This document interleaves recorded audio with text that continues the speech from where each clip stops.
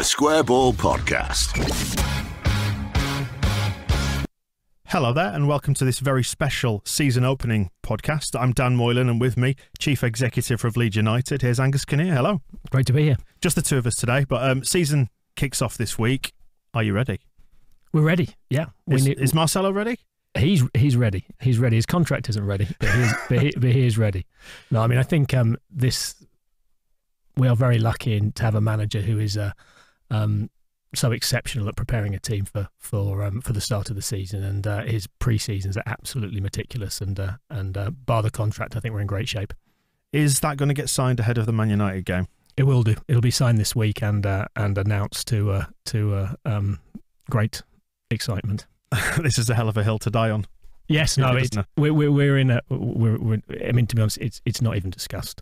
The discussions are all around preparation. It really is a formality that, as I said, I think I've said before on your show, we had a handshake probably 6 months ago, and it really is just the details. But every day he's talking to Victor, to Andrea, and to myself. But it's all about the preparations.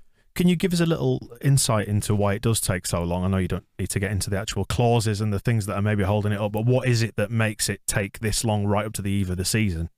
Fundamentally, it's his lack of interest in it. That's the reality. There are some minor points that we discussed, but really it's just getting his attention on it. He is so fixated on the season and the preparations. So we have minor points that occasionally come up when we get him to engage on it, but actually it's much more around the lineups for the games, the transfer window, and that's where his priorities are, and we wouldn't have it any other way. How does the club view pre-season then from the inside? Because I think, would you agree, it's getting a little bit antsy in pre-season this time? Yeah, I mean, I view it in two ways. So I view it as a supporter, and I'd love to see the team battering everybody that we play and scoring goals and not conceding goals after 6 seconds. But actually, when you view it from the inside, it's all about how ready we are when we step onto the pitch at 12:30 at Old Trafford.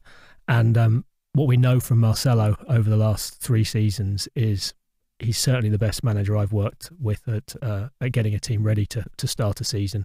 And actually, some of the pre-seasons haven't been that glorious. And when you get to work with them, you understand, players are at different points of their preparation cycle. So we've had players coming back from the Euros at different times. We've had players who've had COVID and haven't been able to train as regularly. We've had the 2 groups, so, switching players between the under-23s and the first team. But it's a very, very carefully planned and meticulous approach to making sure that all the players are at both top fitness and technical preparation. The fitness levels, once again, are breaking records, even the records we saw last season. So the team has never been fitter, if that were possible, and that's a credit to Benoit and Rob Price. So we think it's in good shape.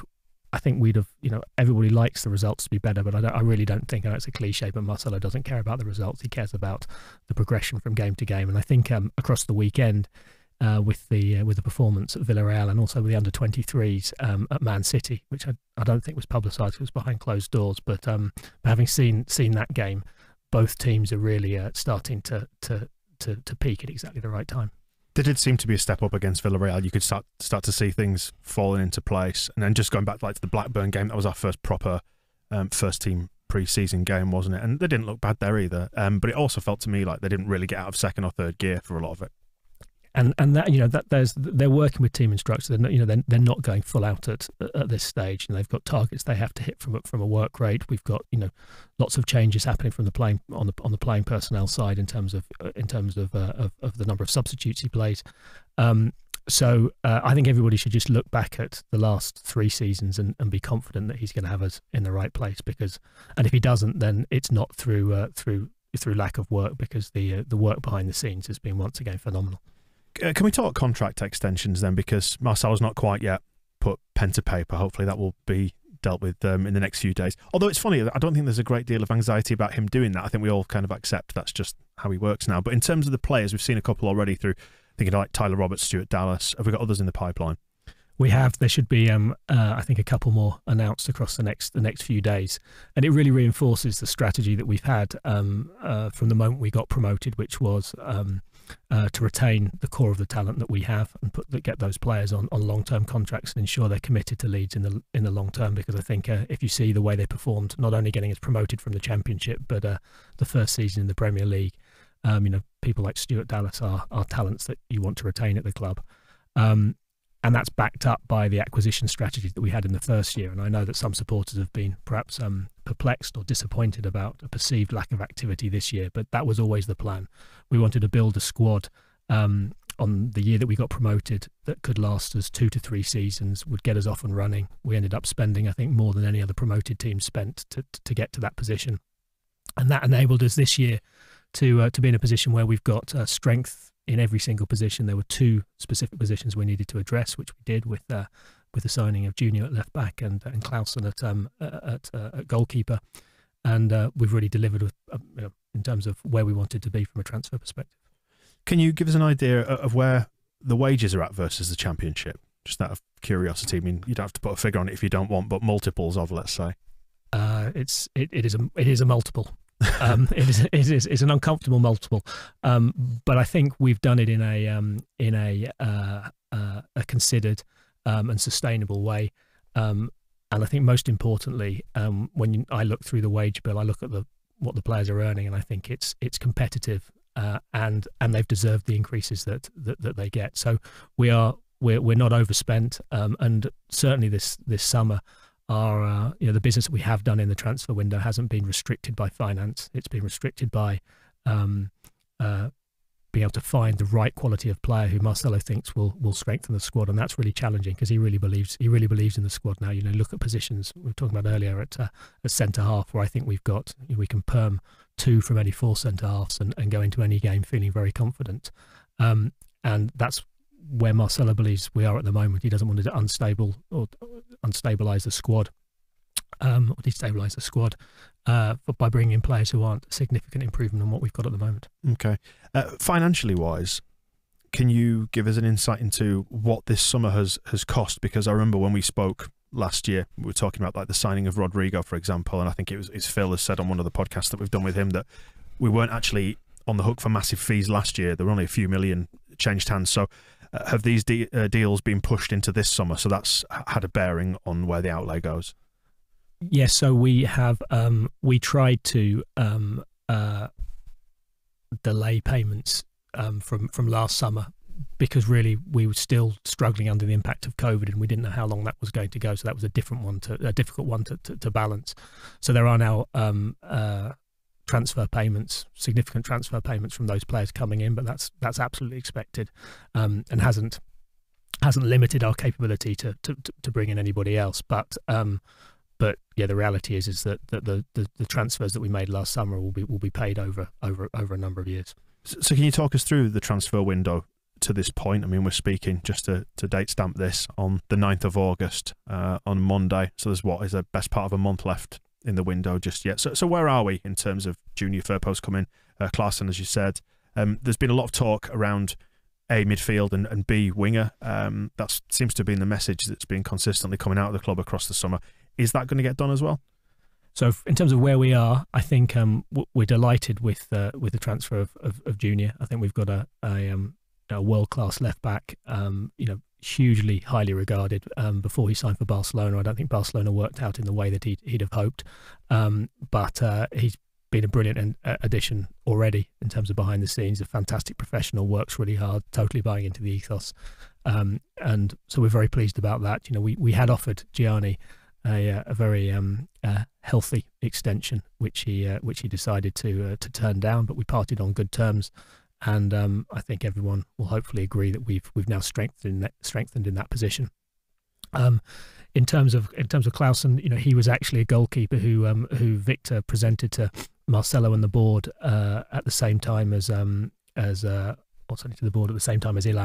and he was rated as highly as Elland by Victor and the scouts. So we're very excited to have him. We think he's a great long-term prospect, and we made the decision.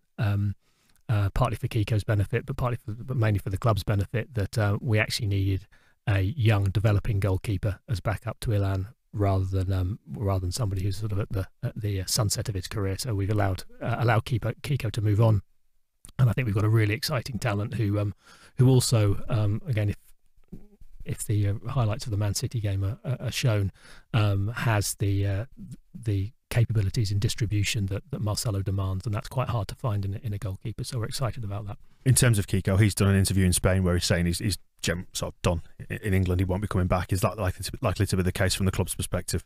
Well, there's another year after this one, so I think emotionally Kiko is probably wants to be back in Spain, and I wouldn't be surprised if he doesn't return, but he's still under contract at Leeds for another 2 years. I guess politically as well, with the difficulties surrounding his situation with the ban and all that, it's better maybe for the club, for the fans, and for him overall that he's back in Spain now and not here.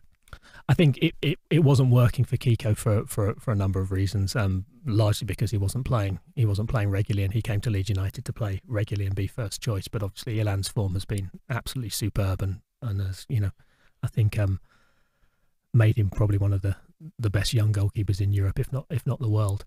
And so I think the fair thing to do was to give Kiko the opportunity to return home. In terms of the outgoings, on top of Kiko, you mentioned Gianni there. Pablo's gone, Berardi's gone, Wazim Boy's gone. After 4 years, his contract expired. It's quite a lot of bodies. Some of them more first team than others, shall we say, have departed. Do you think we're going to fulfil Marcelo's desire to have two for every position, because that seems to be one of the main starting points for the transfer policy? Yeah, that's where we'll get to. I think that there have been a lot of outs, both from a loan perspective and some permanent transfers as well, and that's about keeping the squad trim, ensuring that it's working from a financial perspective. You see this from a lot of clubs that get promoted, is the team has to evolve quite quickly, because you end up with players who were maybe an emerging talent for a championship side but are no longer an emerging talent for a Premier League side. You end up with players who maybe towards the end of the career who could still do a job at championship level but can't do it at Premier League level. So Victor and his team have worked really hard to make some savings on the wage bill and allow those players to hopefully be successful elsewhere.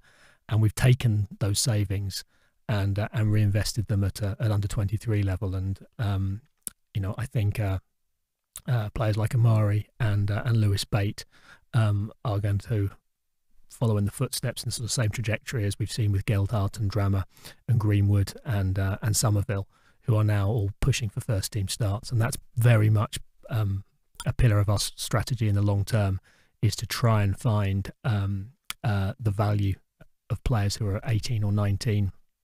So you don't end up, I think Newcastle have just agreed a £25 million fee for Joe Willock.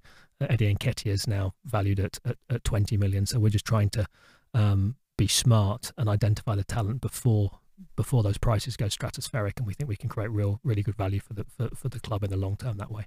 How do you perceive the market in terms of that? Because it feels like it's just bonkers that 20 million quid is the starting price for any young player now.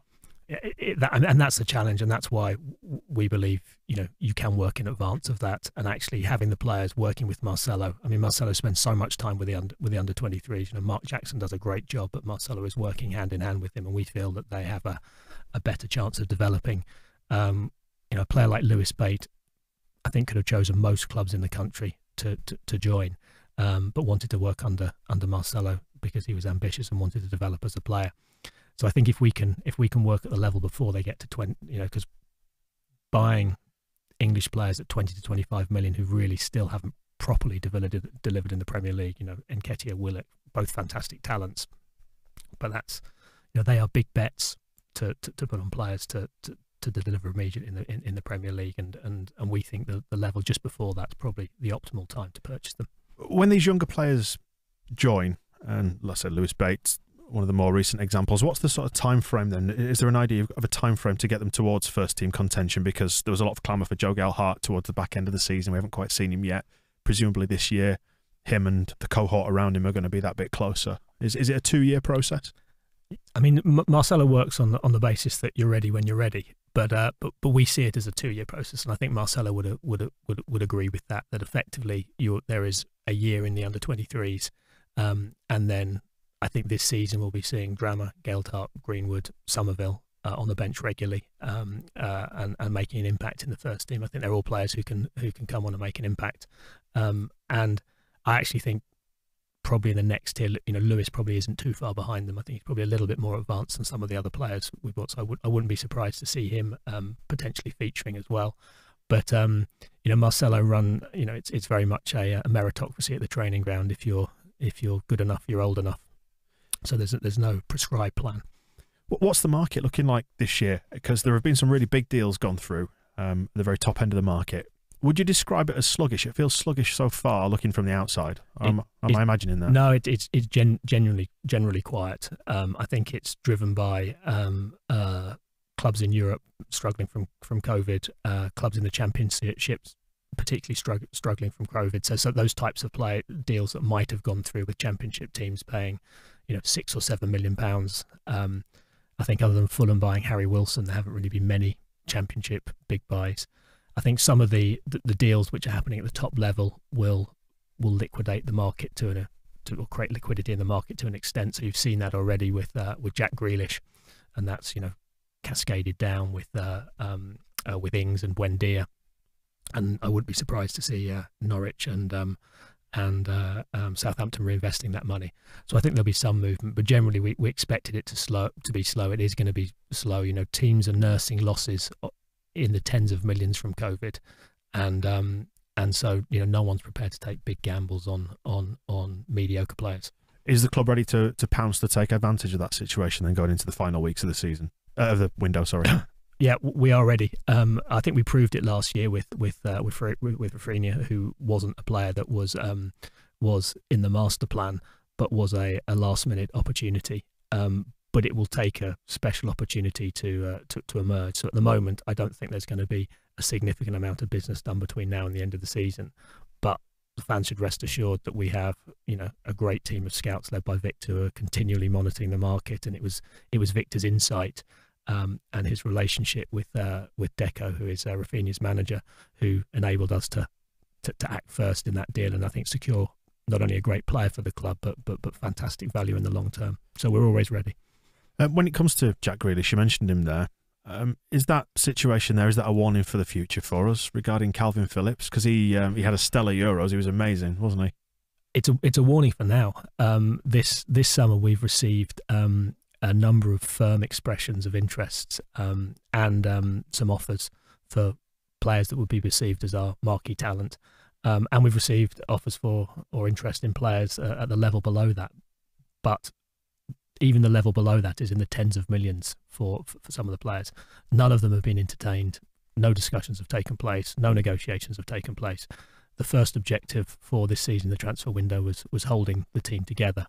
And I know you'll never get any credit. Clubs never get any credit for that. But Elland, Kalvin, Patrick, those players are right at the core of Stuart Dallas. All the players right at the core of what we've done. They're not for sale. We've made the market very clear to the market that they're not for sale. And I think that's going to be the core of our success next season. Is that we've resisted. We've resisted any of those types of offers. But the reality is that ultimately. And I think this was proven at Aston Villa, hugely ambitious club, really well run, really well backed, but ultimately the lure of Champions League and to play for a team which is going to win trophies turned the players' head. I know from Christian, the chief executive of Aston Villa, they didn't have to sell him even at that value, and they wanted to keep him.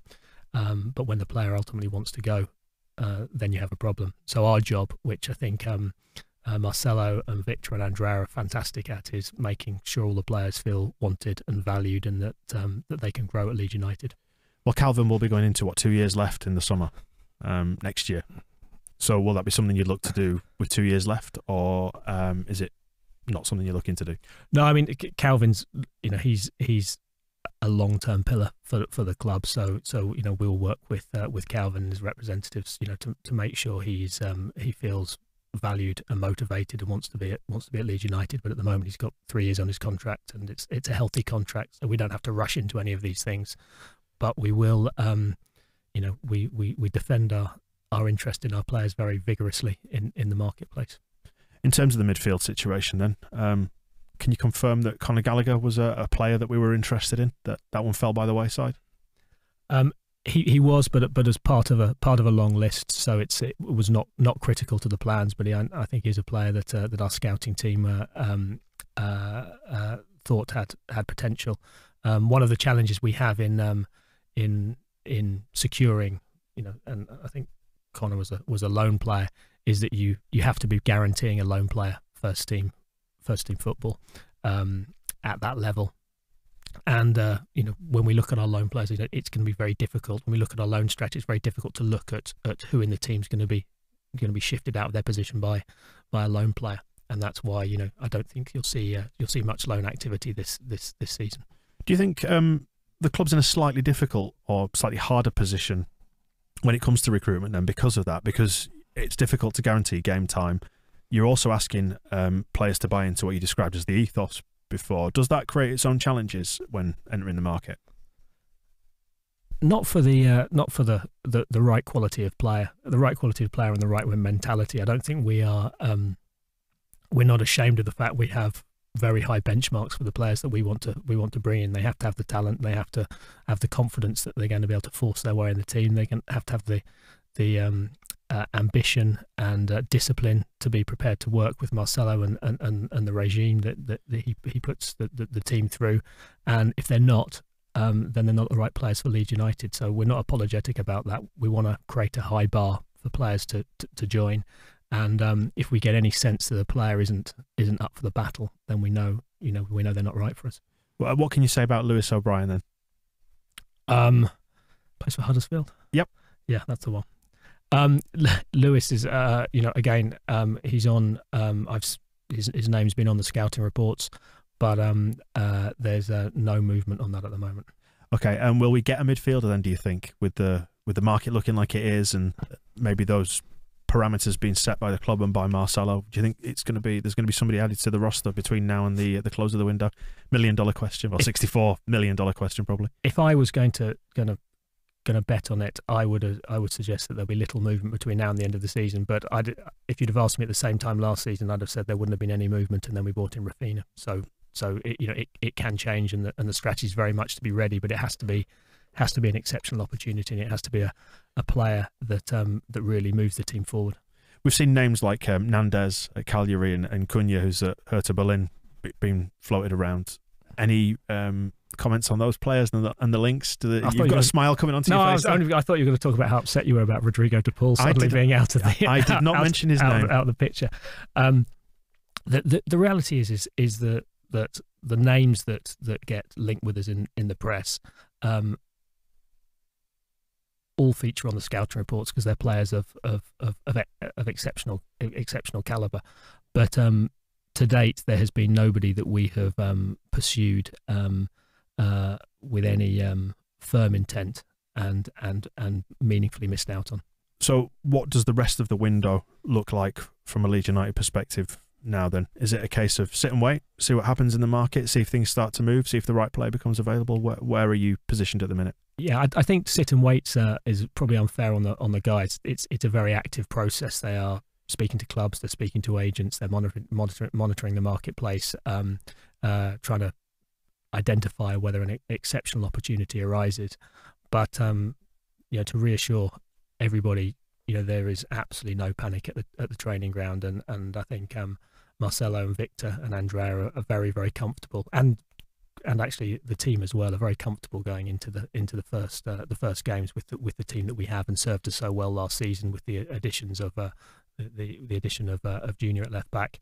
But we're always on the lookout, and I think we're very good at taking the opportunities when they arise. And I think the trading strategy that generated such great value with Robin and Diego and Rafinha and Rodrigo, we're not going to move away from that. So there's going to be no panic buying, and as I said, the strategy from what it was a year ago was to get it right last summer.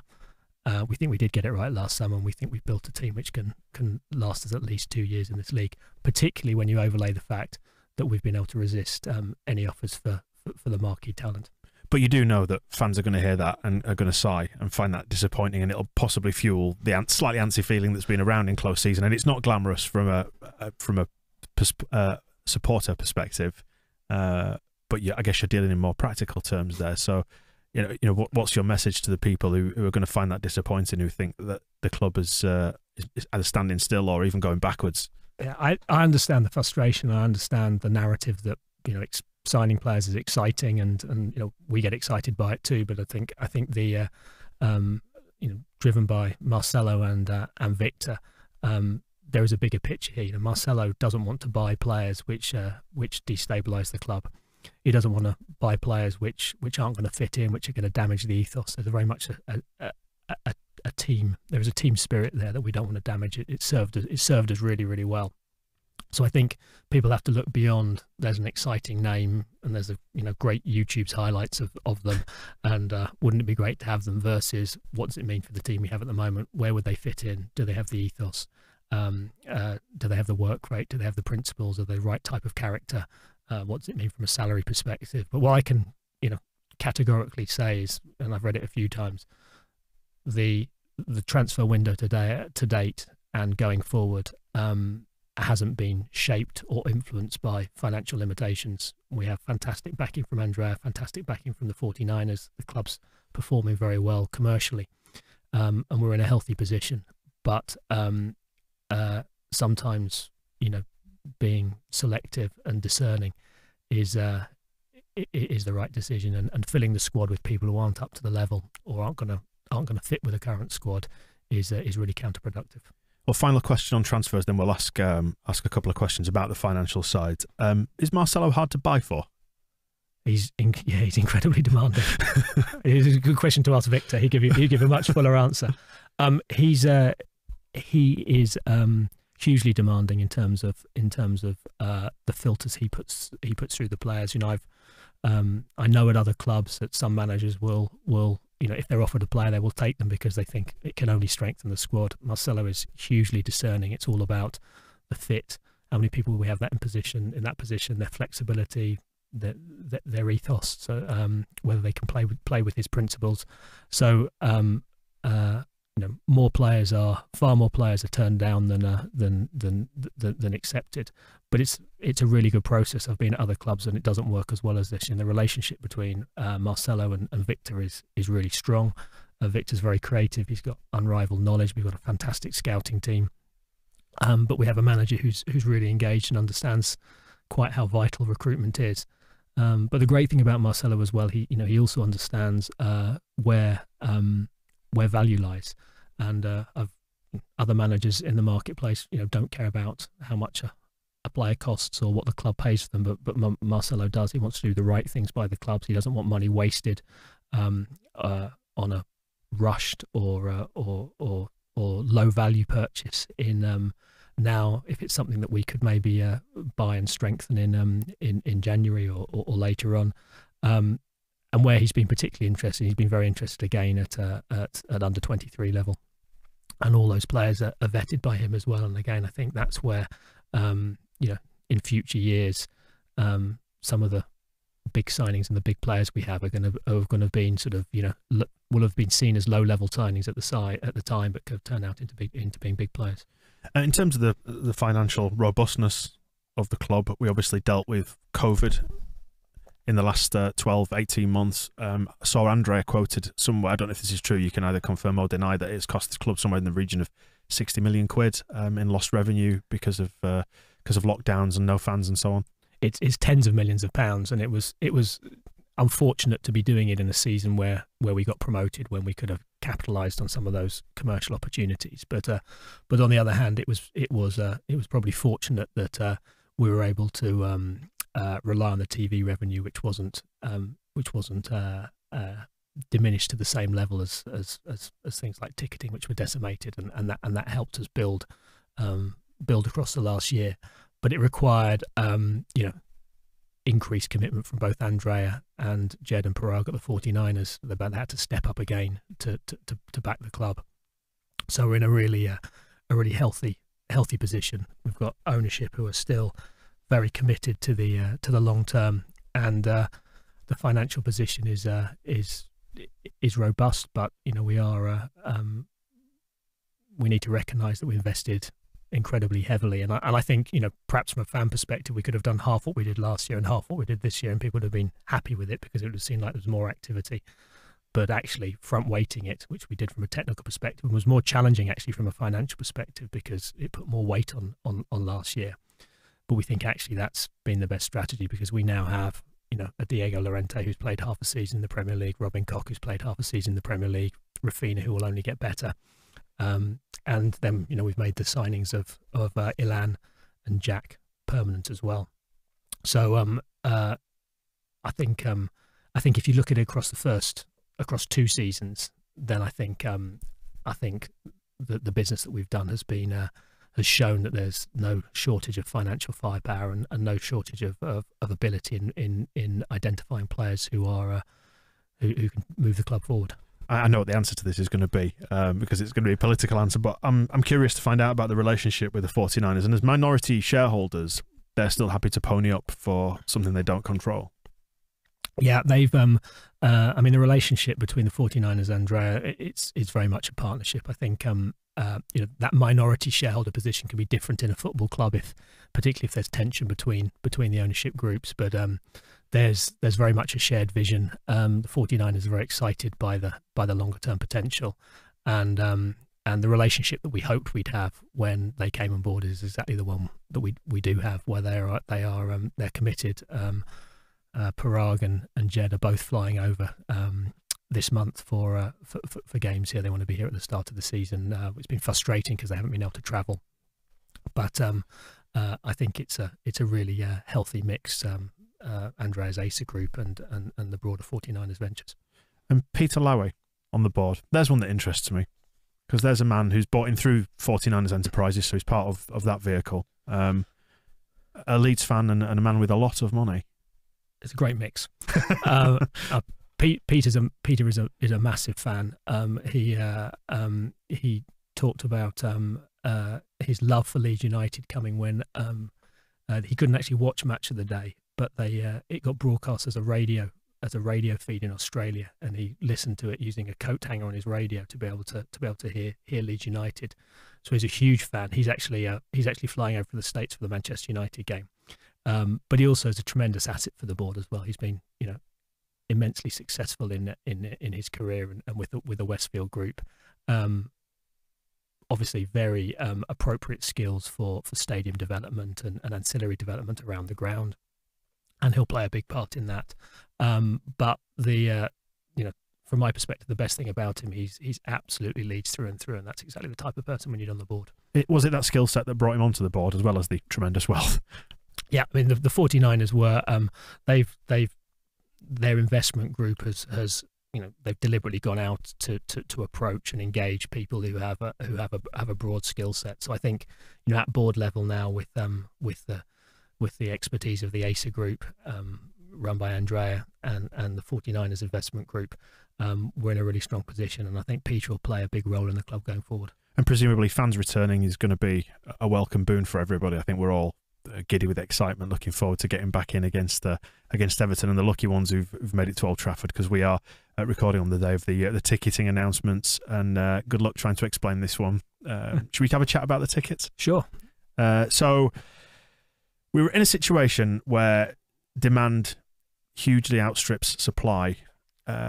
So can you talk us through the home and away ticketing policies, what the general sense of things is at the club? Because basically you're always going to piss somebody off. Yeah, I mean, it's frustrating for all of us. I think when I joined the club 4 years ago, we didn't open the upper tier of the East Stand because we didn't have enough supporters to put in it, and it was done as a cost saving. And now we're in a position where we could sell the ground out 3 times over. I mean, the increase in interest has been absolutely phenomenal, and I know this creates some tension between the supporters who feel they've been more loyal or attended more regularly through some of the more challenging years versus some of the newer supporters who are becoming either re-engaged in the club or supporting us for the first time. And so for the club, we're trying to create a balance between rewarding the loyalty of the supporters who've stuck through us, because they've seen some challenging times, and the support has been phenomenal. But also we have a responsibility, if we're going to keep Leeds operating at the highest level, to engage new supporters and to grow the fan base, and to diversify the fan base, and to become more international. And I think from my perspective, what we want to try and do is make that a harmonious process, and make the supporters who've been around for longer feel that embracing new supporters and making Leeds United bigger and better is in all our interests. And we've tried to come up with a ticketing policy which is founded on rewarding loyalty. So away tickets is a good example, where 2/3 of the tickets will go to supporters who have high away attendance records, but then there'll be a small amount which will be available for season ticket holders, and even smaller amount will be available for members, because we believe at the club that, you know, being a Leeds United supporter, you should have a chance, even if only very rarely, to have the privilege and joy of supporting Leeds United away from home. So rather than a small group of fans being able to go to every game, we've tried to create a mix where the fans who've traditionally gone to every game still can. Fans who've been to half the games historically still can, but there is some tickets for new supporters who want to buy into the magic of supporting Leeds United. And all I'd ask as we go through this process, that we try and maintain the unity that I think have made the club great over the last 3 years, because it's just disappointing to see supporters fighting over tickets. It's a frustrating situation. The ultimate solution is in a redeveloped stadium, and we're working on that, but it's not going to solve it for the next couple of years. So the redeveloped stadium will be 3 times the size of the current stadium. So that's what, 80,000 we're going for at that rate. It's it will. It's going to need to be substantially bigger. I mean, we saw it in shirt sales. The away kit and home kit have both had record weeks since launch, but we're going to be in a position where we're going to be selling 300,000 shirts when we were selling 20,000 4 years ago. So the growth has been phenomenal. It's one of the things which makes Leeds special, which is going to give us a competitive advantage in the long run in the Premier League. I think, you know, we're on track, I think, to have the 7th highest commercial revenues. There's still a very big gap between us and the so-called Big Six, but we intend to close that, and with a fan base we have the capability to do that. But it is going to I think there'll be some tension as we navigate through it, and we've seen it on home tickets already, because, you know, a game like Everton, again, we could have sold it out 3 times over. Old Trafford, we have 3,000 tickets. We think we could have sold 50,000. So there are going to be people who are going to be disappointed, and we just need to hope that they believe we're trying to do it in as fair and equitable way as possible. Yeah, there's not a lot you can do about the away tickets, given that they're capped at 3,000, is it? Apart from find, I guess, the fairest way to do it. And fingers crossed. I mean, to the club's credit, I think it's good that you engaged the supporters advisory board and listened to them and heard them out and made tweaks to it. So credit to the club for that. I mean, we'll get onto the engagement side of things in just a minute or two. With the home tickets, do you think you can justify a £75 membership? Because your chances of getting tickets are pretty slim, and that's really what people want when it comes to memberships. Yeah, I mean, our research in membership shows so the £75 is a more expensive membership product. There are ones that are lower than that, and, you know, people do have a value in the affiliation. They have a value in LUTV. They find a value in the pack that they've received historically. I mean, what price do you put on a musical bottle opener? But clearly it comes down to ticketing. We're going to have to continue to evaluate what the demand is going to be for tickets. You know, when we had a membership scheme at Arsenal, the majority of members didn't apply for tickets. You know, membership was what was enough. I think that will be different at Leeds. So part of the process that we're going through, and I think, you know, the Supporters Advisory Board did a fantastic job on away tickets. We had a straw man proposal that we thought was right, and they very clearly and constructively fed back about how we needed to evolve it, and we got to the right place on it. I think across this year on membership, and as we see what home ticketing demand looks like, we'll have to evolve the proposition. It's not off the table that we won't have introduced an element of loyalty into home tickets, so that people who attend more regularly have a slightly earlier window. We are the higher level of membership does give you access to the ticket exchange, which we launched for the first time this year. We're really hoping that fans use the ticket exchange because it's important for two reasons. One is it gives members a chance to come to matches that season ticket holders can't. But the second is it means that Elland Road's always full, and we know that at stadiums you can have 5 to 10% no-shows, and we don't want that. We want every seat full on the basis that we know so many people are going to want tickets. We're also upgrading our ticketing software, and next season we'll have much better balloting functionality. So it might be that we can move away from this mad scramble for tickets on the day that they're launched, and the sort of fastest finger first solution to a balloted approach. So I think this year is going to be far from perfect, but we'll learn some lessons, and our intention is twofold. One is to ensure that we keep tickets affordable, as affordable as we can, and we've frozen children's tickets again this season. So it's £5 and £10 to watch Leeds United versus Man United. It's the most attractive child's ticketing policy in the Premier League. Season tickets are frozen again for a 10th year in a row. There's small increases on match-by-match tickets, but they're going to be behind inflation, and they're going to be based on largely driven towards some of the bigger games. So we think that's very fair, but we know we've got some work to do in making sure that we can distribute the tickets in as fair a way as possible, and we'll keep listening to supporters, and we'll keep improving. I mean, speaking just for myself, I look at the release of the prices today, and you've released there's an A+ category, and there's going to be an A and a B, depending on the fixtures. My criticism, if there was to be one, would be about the price of the membership, because you're asking a lot of money for a small chance of a ticket. It feels like a lot of money, and that would be the criticism I would think that you could level at it. That it seems to be trying to strip money out of fans for what is already an expensive business. Yeah, I mean, we'll see what the take up on membership is, and then how many people apply for every game. I think there is a perception that members are only just interested in the tickets. It is a bit broader than that, but I think it will be up for review. And if we've ended up putting out a product which doesn't have any value because people can't get the tickets, then it'll obviously need to evolve and change. What will the split be roughly? Do you know, on the A+, A, B categories? Have you got a rough idea at this stage? It will be done. We'll decide it across the season, so it's going to depend on a number of things. It'll depend on the timing of games. It'll depend on whether they're on TV. It'll depend on how well the team are performing. So if we're performing appallingly, then the games will change. But I think it's you're effectively looking at it's being split evenly over the 19 games. So it's 6, 6, and 6. Appreciate that's not 19, but roughly like that. But it may change, and as I said, it'll depend on a number of factors. In terms of COVID protocols, is there anything that we need to be aware of coming back for the first home match? Is anything in place there? Because I've completely lost track, to be honest, of what needs to happen in what part of the country, and for each sport or each event. Well, at the moment, we're hoping from a supporter's perspective, that it's a return to normal. So I was at Fortress, Kenilworth Road on Saturday, and the experience for Luton Town fans was exactly the same as it was pre-COVID. No checks, no surveys, no masks. So I think from a supporter's perspective, it shouldn't impact them too significantly.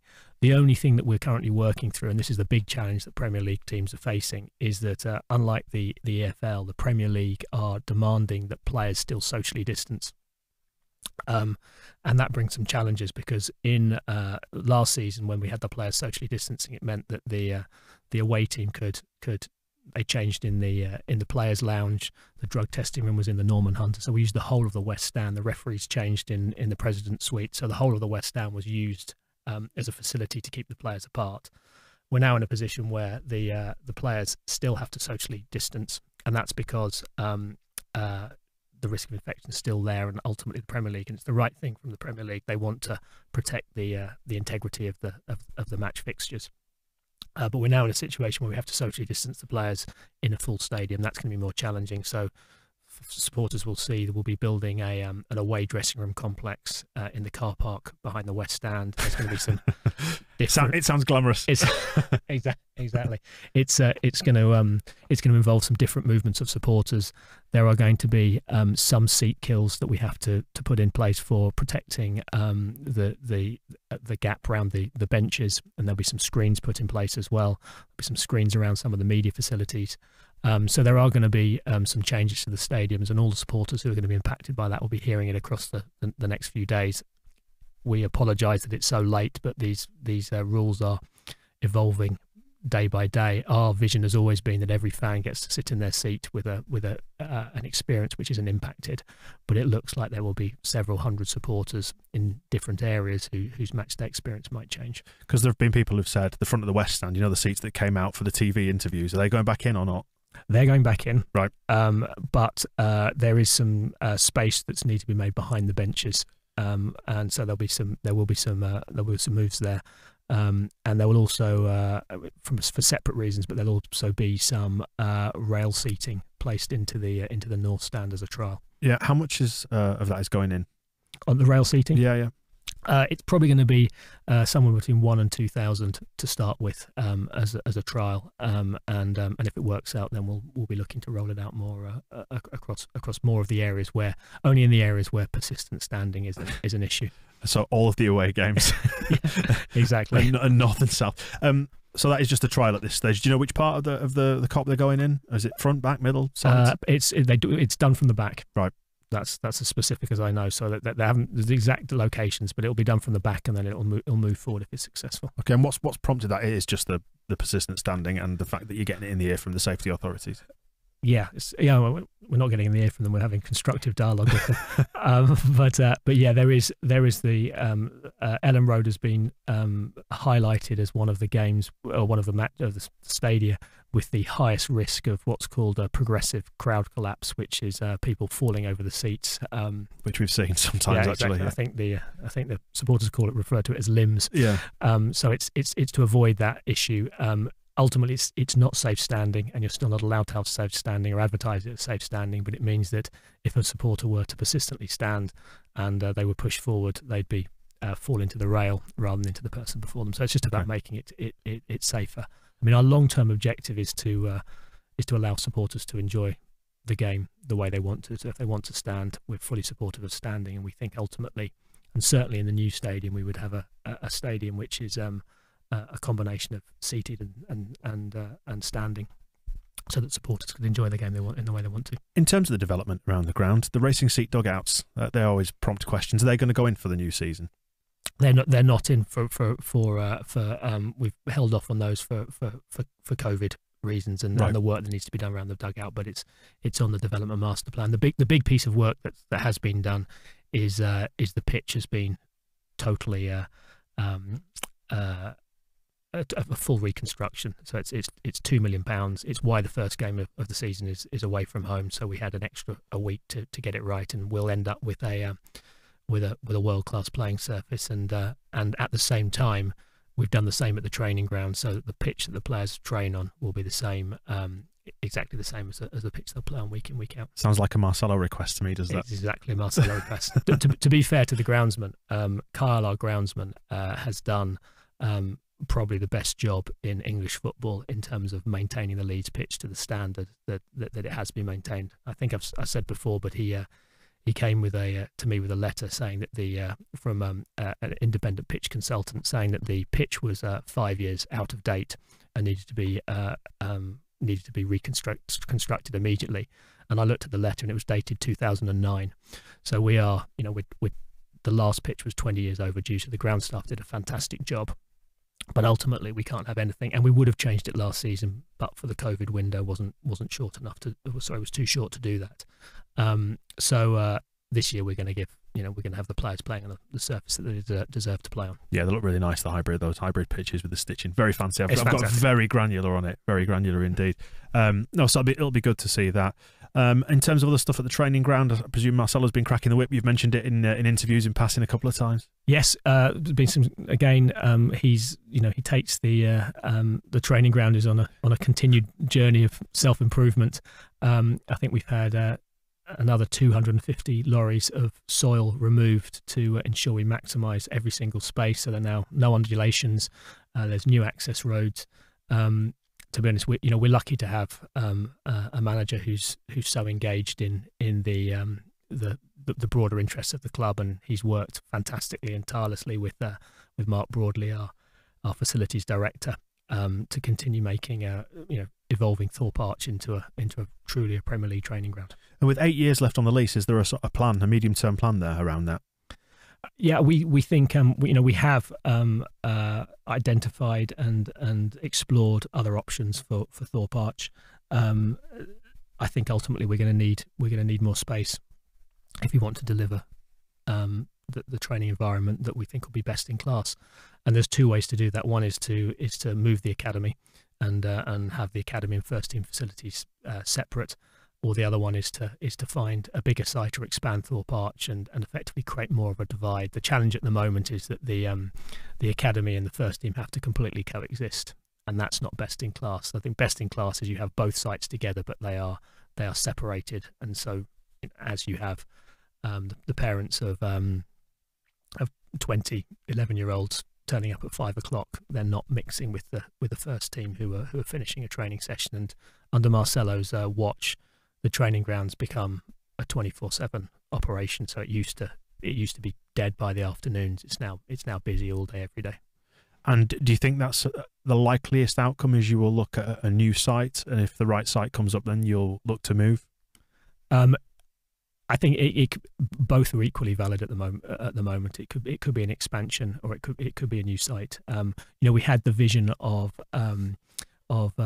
moving the academy back into the city centre at the Matthew Murray site, but ultimately we decided that there was a more pressing need for the community facilities to go there. So the community sports hub that the foundation team will be running, which is going to be a fantastic home for our foundation, and will be I think the best community sports facility in the country.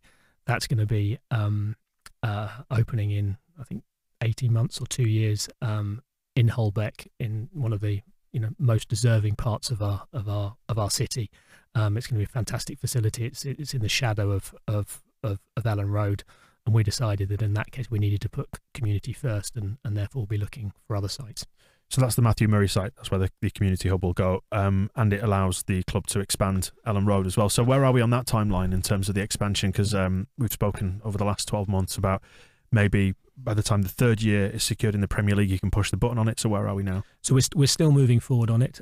We have had good conversations with Leeds City Council. So that was also part of the decision to move the community sports hub, because that actually impacted the footprint that we'd need to go to 60,000. So we protected a footprint to go to 55, but to go to 60, you need more. So we've the community sports hub now is not in that is now not in that space, which allows us to move the West Stand back. The West Stand would be the first stand that we develop because it's the oldest and has the most upside potential.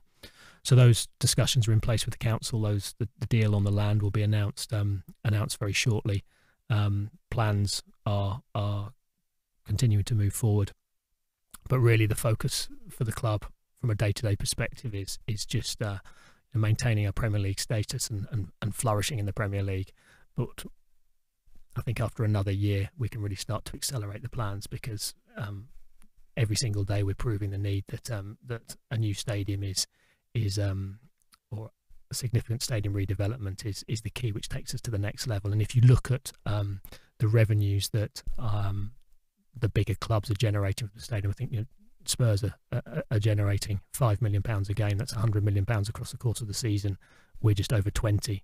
So before you get into sponsorship, there's really a significant gap in ticketing revenue, and there's very few clubs in the country that could justify a 60,000 seat stadium, but Leeds United is one of them, and I know that's part of Andrea's vision and part of the 49ers vision. It's interesting that it's evolved from 55 up towards 60. Do you think that's what you're going to go for now?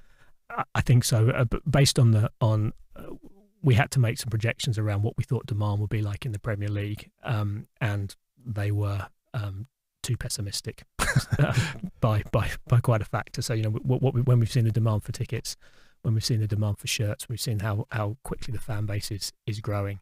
I think the upper end of that is more likely, but ultimately it will depend on the construction costs and the value they get from doing it, and it might be that it's done in a number of phases as well. So what does a new West Stand at Elland Road look like in terms of split between corporate, general admission? Price wise, would we expect to see a price rise to accommodate the expenditure? The strategy, and seen this done very successfully at Arsenal and West Ham, is that it's the corporate seats that drive the revenue going forward, and at both Arsenal and at West Ham there was no increase in GA seats as part of a stadium development or stadium move. So I think whilst there's always some reluctance from supporters to welcome more premium tickets into the ground, it's actually the factor which enables GA tickets to be pinned and not to have to increase. So I think from a mixed perspective there would be more premium seats, but there would also be significantly more GA seats, and it would allow those GA seats to be sold at the same prices or similar prices to they are now. Because that's the concern, is that if you're cynical about the redevelopment, you go, well, it's all going to be corporate. I'll never get in there anyway.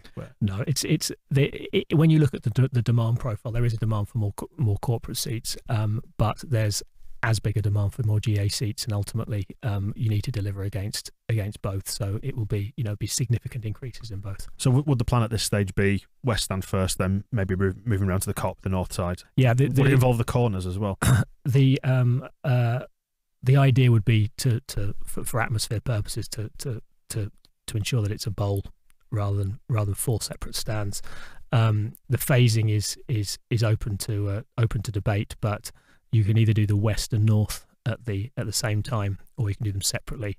Key is that you protect the attendance for the season that you're doing it. So the way that works is you build over the existing stand, so the supporters can still sit in their seats, and then the next season they move upstairs, and then you build the tier below it. So ideally you don't lose significant capacity during the construction process. West and north can be done together; they can be done sequentially.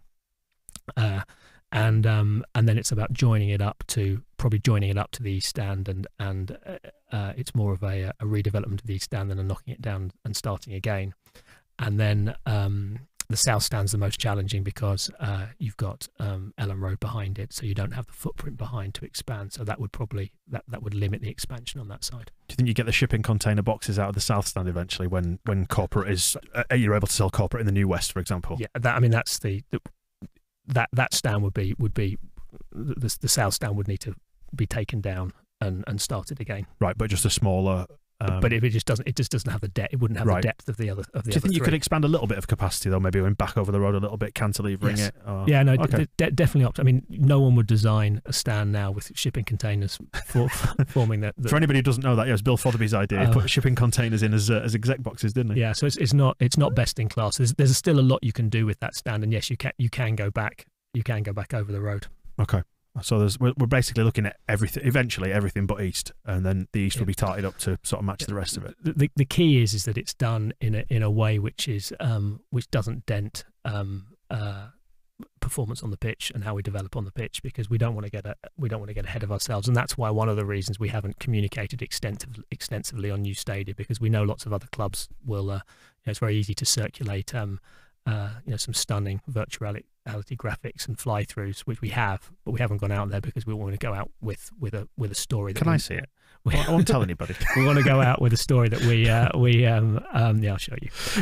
We want to go out with a story that we know we can deliver on with a short time frame. And it's one of the things we've tried to do at the club, is rather than talk about things we might do, we want to talk about things we're actually going to do. So I think supporters should know that there is a vision and there's a plan, and it's a key pillar of taking Leeds United to where we think they should be. So if we stay up then this year, would you push the button on it for when would construction start, is what I'm asking? If we stay up this year, then construction wouldn't start next year, but the process would. Yep. And the process is planning, full designs, and actually the commitment you spend, the quantum of the financial commitment you need before you start construction is tens of millions of pounds. So that's the first sort of gate that you need to go through as we are up again, and therefore there's tens of millions of pounds to take us to the point where you can put a shovel in the ground. In terms of the kits, you mentioned them before. When are you going to put some proper yellow on the kits for a legacy fan like me who's never going to buy a shirt anyway? Well, you've answered the question. Again, the kits are another great topic of debate, and we are trying to maintain the balance between doing things which push the kit design forward and appeal to new audiences, but also retain our loyal fans and give them something that they can purchase as well. To date, I think we've done a reasonable job in it. The kit sales have been absolutely phenomenal. We've still got the third kit to come, which I don't think will appeal to the traditionalist in you. Is this lilac, Angus? Blink once if yes, twice if no. But I think generally we're walking a good sort of balance between things which are innovative and have some design features which interest people and want to broaden the appeal of the club. But at the same time, I think even the most staunch sort of loyalist and traditionalist wouldn't get too upset about a slight change in the shade of yellow. Oh, I don't know. I don't like that yellow, but actually I've grown to like the kit. It's not too bad. And at the end of the day, I mean, who am I to argue with the sales? And I guess it's driven by that at the end of the day. I mean, we're not totally driven by sales. We don't want to forget that the core of the club. But ultimately, I think sales and doing the right thing by the fans are pretty well linked. So if you do something which actually completely disrespects the heritage, and you move to a kit where Leeds United wouldn't play in white at home, not only is that the wrong thing to do from a club perspective, it would be the wrong thing to do from a sales perspective. We are, the response that you get from supporters is evidenced by what's bought. But ultimately, we're not driven just by sales. We're driven by giving something people love and want to see the team in, and actually the team want to play in as well. Yellow Adidas stripes, that's all I'm asking. Just yellow Adidas on that blue kit, put yellow ones on it, and I'll go buy it right now. You can have how much is it? £75 for a shirt these days? No, I don't think it's that expensive. It's bloody expensive. And early September, is it for the 3rd? We're looking around early September. Yeah. And it's not going to please the traditionalists. Let's just go back to that, just so people can get furious about something. I think the 3rd kit's the one where we can always be the most experimental. Okay. So not yellow then. Another year for old gold or yellow? Just one. All I'm asking is just 1 year. That's all I want. I think it's round the corner, I think. And speaking of legacy fans, we can't close this show out without talking about the commercial link up with Socios, because it provoked a response. Again, if I'm throwing a blanket over it, it's the legacy fans who are kind of going, what the hell is that? It's not met with universal welcoming arms across the football spectrum. Other clubs have done it. Can you talk us through that from the club's perspective then? I think I completely understand some of the supporters' reservations. No, it's not going to be for everyone. But at the same time, we want to ensure that the club are positioned well commercially and at the forefront of new developments in the industry and in society more generally that might be beneficial to the club. We think that blockchain and cryptocurrency and supporter tokens are going to play a significant role in football clubs going forward. We are far from forging the way on this one. We're the 42nd club to sign an agreement with Socios. I think they've got at least a couple of million supporters who've bought them, and I think there's 30,000 tokens already. Sorry, 30 million tokens in circulation. So it's although it's early, it's still quite a well-established product. And I think the key thing for supporters to realise is, I mean, firstly, this is financially beneficial to the club, and this is not talking about supporter money. This is talking about money that Socios invested in Leeds United as part of the partnership, and it's a meaningful sum, and it will make a difference to Leeds United. But also, it's as we start to reveal more details about the product, I think a lot of the concerns are going to be diluted. The first one is, I think the Supporters Trust came out and said it was, they didn't like it because it was about monetising fan engagement, which struck me as a little odd because professional football clubs are fundamentally about monetising fan engagement, whether that's selling tickets or broadcast rights or, we want supporters to engage in the brand, and often there's a financial transaction. So that's not unusual. What would be unusual if this was about monetising fan influence? And it's categorically not about monetising fan influence. I think any of the supporters who've worked with me on the Supporters Advisory Board or in the media or in any of the supporters groups know that I am, I've got firm beliefs and principles about how a supporters club can be run. I've been to part of a supporters trust. I think they're critical to how a club operates. The same with our supporters groups. The same with the Supporters Advisory Board. And for me, influence in our club will always come through dialogue and discussion. And our principle has always been that if anybody, whether they are a single fan or they're an organised group of fans, if they want to engage in the club in a constructive way and they believe in the vision to make this club great again, then I'll sit down with them. My door's always open to those conversations. So Socios has nothing to do with supporter influence. Socios is about some low-level fan engagement. Well, that's not how they sell it. Activities. Well, if you look at how they've sold the proposition, it's changed significantly. So originally, when they talked about it, they talked about influence. But actually, if you look at the votes that we've agreed with that supporters will be able to vote on, like voting on what might appear on the players' playlist before a game. So you can choose what's going to be. I think they listen to a lot of Bublé. I hear from Luke Ayling. But if you want something other than Bublé on the players will select 5 or 6 tracks, and then supporters will be able to get to vote on what might go in there. So it's just a way of engaging with the team. We'll be naming some of the pitches at the training grounds. So these are pitches which currently have the catchy titles of Pitch 3 and Pitch 4, and they might be able to be the Peter Lorimer pitch or the Norman Hunter pitch. Again, they're not about, for me, influencing the direction of the club or the policy of the club. They're just about allowing supporters to engage in a way. So for me, it's not really about influence. And the second thing is about the financial aspect of it. So the first thing is that all season ticket holders and all members are going to receive a token for free. So they're going to have the ability to engage in a way which is at no cost to themselves. And the second thing is that the price of the tokens is £2. So we're not talking about large level cryptocurrency speculation here.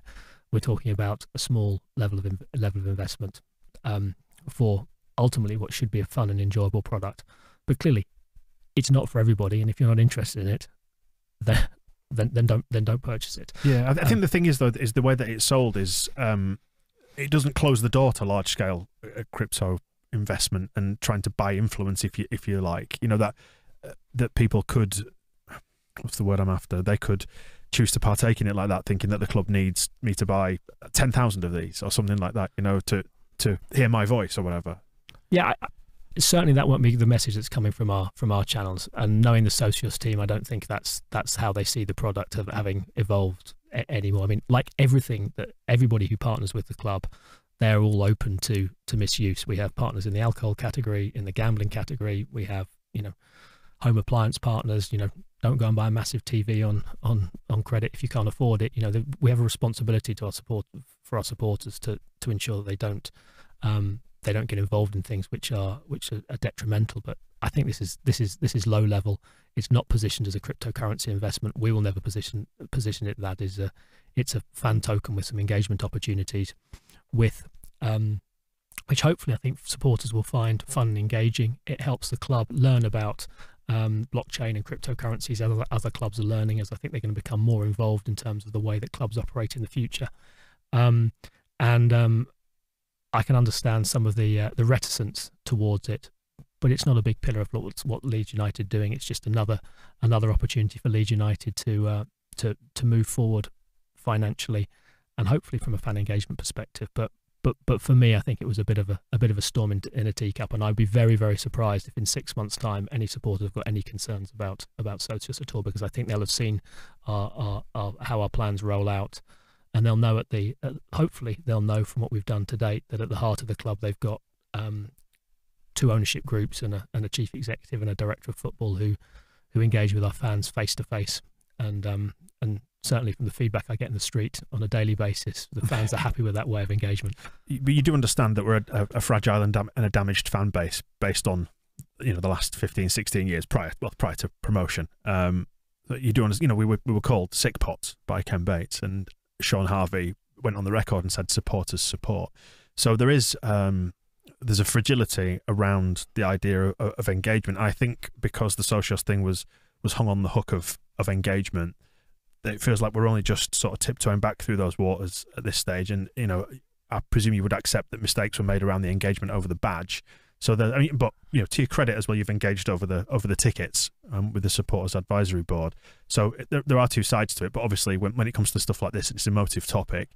People still have memories of those things. So I think when it's hung on that hook, the engagement hook, that's where that sort of reticence and no, I fully understand it, and we know, you know, we learnt it from the badge very, very acutely, and I still think today, you know, I think because of the sort of sins of previous ownerships, you know, we don't have the level of trust amongst the fan base that we would have had if they hadn't had 16 years of failure and disaster, and that's completely understandable.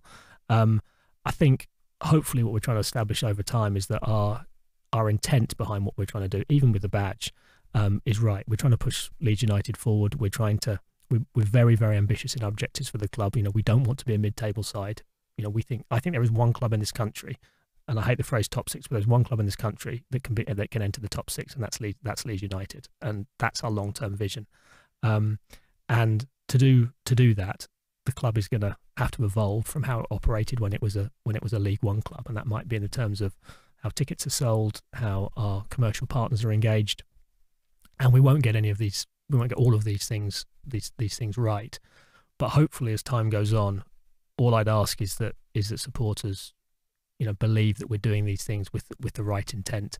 And I was absolutely comfortable with a lot of the criticism of the Socios deal, and it's fair and it'll be listened to, and we'll make sure our plans evolve to continue to hear it and to deliver a relationship with that partner which works for our supporters.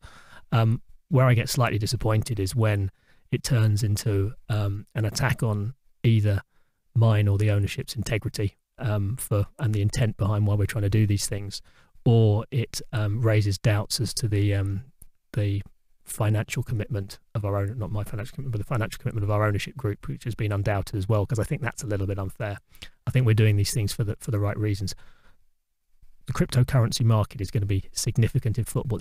Clubs that operate it successfully will have a competitive advantage in the long term, and I think just supporters need to trust us to try and pursue that path and that opportunity in a way which is still in line with Leeds United's values. And they've got my personal commitment that we will. And finally, then, you mentioned top six. Is that what we're shooting for this season, or what is the aim? I mean, I guess is there a different aim between an accounting perspective and a football perspective? Yeah. So our finance director, she budgets everything to finish 17th, as you know, that's the most prudent way to do things. You know, and there's so much revenue linked into how the merit payments, where you finish from a positional perspective, and how many times you're on TV. So performance really drives the finances of the club, as well as it does in terms of ticketing and retail. From our perspective, and this is going to sound like a lack of ambition, the vision is to establish ourselves in the Premier League and be a team which is not looking over our shoulder at the start of every season saying, how do we avoid getting relegated? Because speaking to other owners of clubs, that is what absolutely paralyses development in a club over the long term. If the first question you have at the start of every season is, are we going to go down? Because do you build a new stadium if you think you're going to go down? You don't. Do you stretch yourself to sign a marquee player if you think you're going to go down? You don't. Do you invest in the academy if you think you're going to go down? You don't. So we need to be in that position, and being really candid, there are very few teams who are truly in that position. So if you take the top six out, there's normally only 2 or 3 teams who are, you know, so this season it's probably Everton and Aston Villa and maybe West Ham who are going into it saying, okay, no, we're looking up rather than we're looking down. But everyone else is looking nervously over their shoulder. We need to be the team which is looking up. And I think the trajectory that Marcelo and Andrea have taken us on, we are now a team which is looking up rather than down. However, you have a 50% chance of getting relegated in your first season, a 50% chance of getting relegated in your second season. Sheffield United proved that with a fantastic first season and a disastrous second season. I don't think we have that type of risk at all. But ultimately, establishing ourselves in the Premier League is the primary objective. However, I think fans, and I think fans should remember that. So when we have some moments this season, we were talking earlier just when I came in, you know, if you look at the fixture list in December, and you know, if we lose at Brentford, then you're playing the top 5 in succession. There are going to be some challenging periods in this season in the same way that we had challenging periods last season, but we have absolute faith in the team, absolute faith in Marcelo. And for me, success in this season will be completing the platform and the foundations that we built last year to say Leeds United are back and we're looking up. You'd accept a top half finish, wouldn't you, really, again? I mean, that would be exactly what I was saying. It would be, for me, that would be a great outcome, because especially as we get to see it, because we missed it all last season. Yeah, top half would be phenomenal. I think, you know, we want to stay true to the DNA. I mean, it was so disappointing the supporters missed it, but you know, striding forward with 10 men in the last seconds at Manchester City. It was just phenomenal, because it just showed everything that the club was about. You know, who else would have a midfielder steaming through, you know, with 30 seconds left when you're at 1-1? So we want to stay true to the values. Hopefully we'll do that, and I think that means that, you know, Elland Road, and for the fans who are lucky enough to attend away, it's going to be incredibly entertaining. We were lucky enough to be there last season, and it was, and we can't wait for crowds to be back. So I think there's lots to look forward to, but I think the supporters should just we just need to be, although we're hungry for success, we also just need to be patient, and we need to give the team haven't played in front of supporters, and whilst Elland Road I think can be, you know, probably is the most intimidating place to play in the Premier League when it's full, you know, we also need to be supportive and not let the nerves, and it can be hard as well. It can be hard, yeah. And we saw it in the we saw it in the in the Championship in the season where we just stuttered at the end. So, you know, I know when the Leeds supporter are united behind the team, and it really truly is you know, an unconditional love, then there's nothing limiting the team at all. And I just think this season we should just bear in mind how far the team have come, and just make sure the support's there in the moments which are going to be more challenging. Angus, thank you. Pleasure. Really enjoyed it. The Square Ball Podcast.